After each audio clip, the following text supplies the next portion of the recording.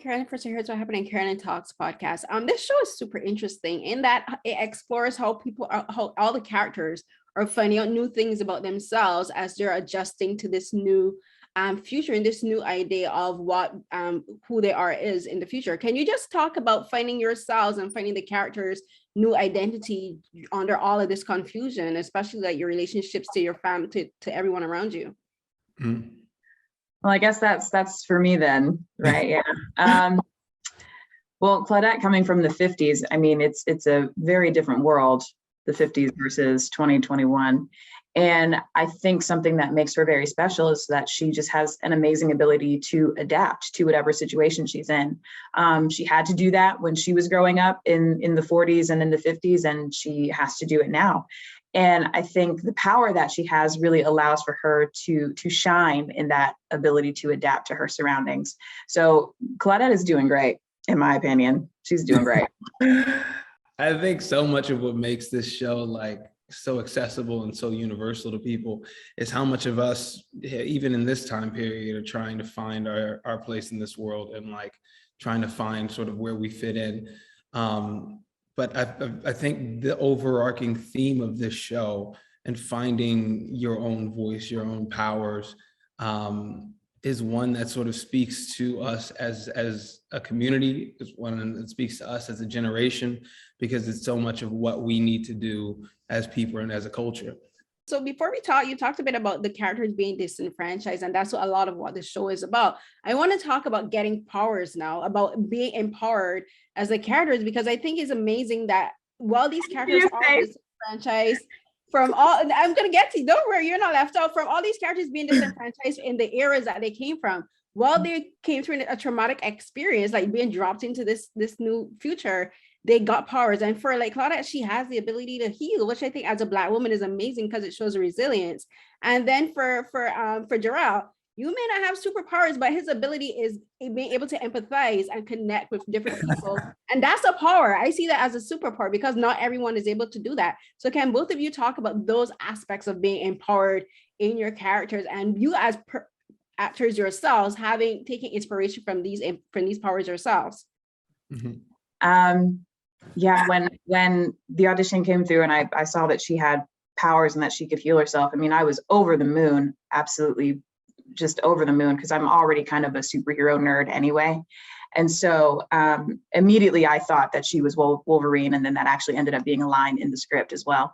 But I think it's beautiful to see the strength manifested in a physical way, the strength that Black women have mentally and emotionally manifested through Claudette's ability to heal. And it just shows that like we've been through so much, right? We've been through so much over the years, but we're not going anywhere. We're not going anywhere. We were going to stay here. We're going to continue to be powerful and strong and continue to fight for the things that mean the most to us. And I think it empowers her to empower other people.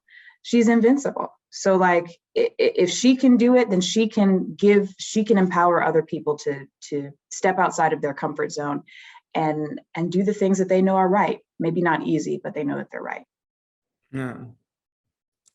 And touching on what you said, I am also a super comic book, superpowers nerd.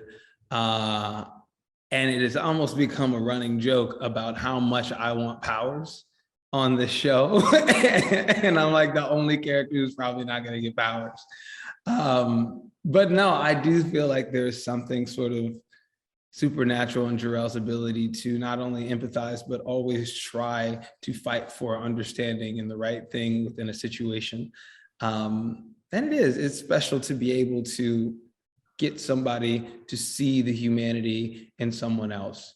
And I think that's what he's been fighting for this entire season, you know?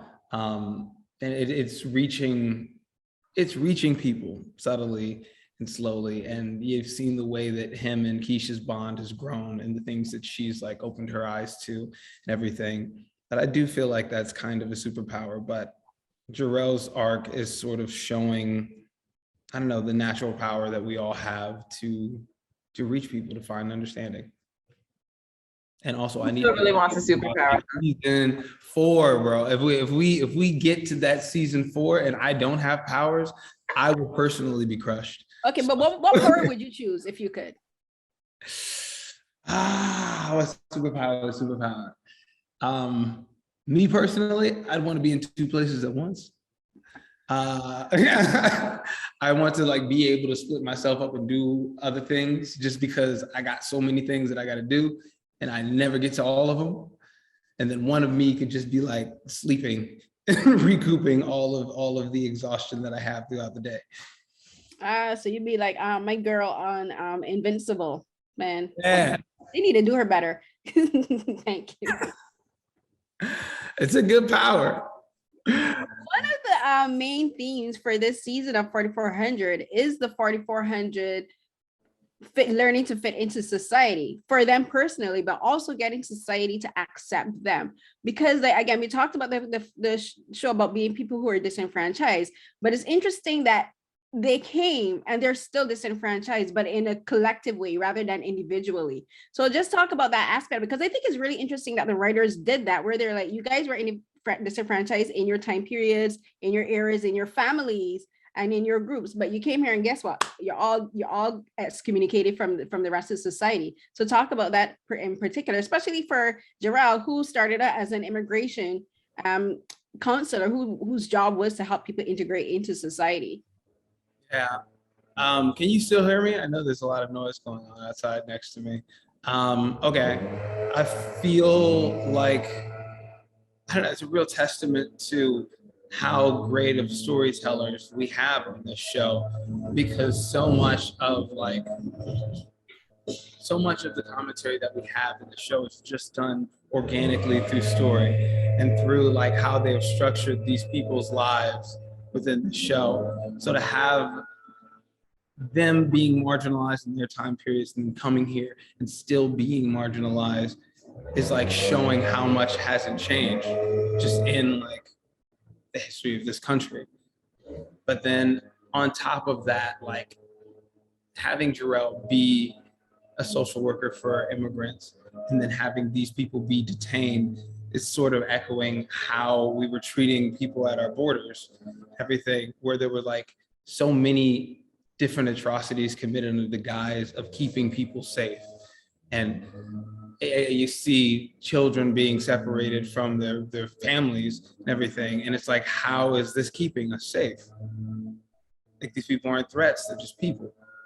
And I feel like that's kind of the energy and then the tone that I came and approached the character with and his relationship to the 4400 with. I'd say that it adds another layer of concern, really, because all of these characters knew what it felt like to be marginalized in their own time period for whatever reason.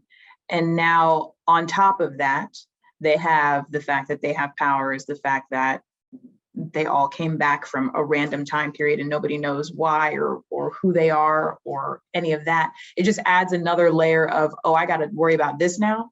But instead of that feeling, I know at least for Claudette that it's empowering for her. It's like, if I dealt with being a Black woman in the 50s and the 40s, y'all can't throw anything at me that I can't handle, and I can heal.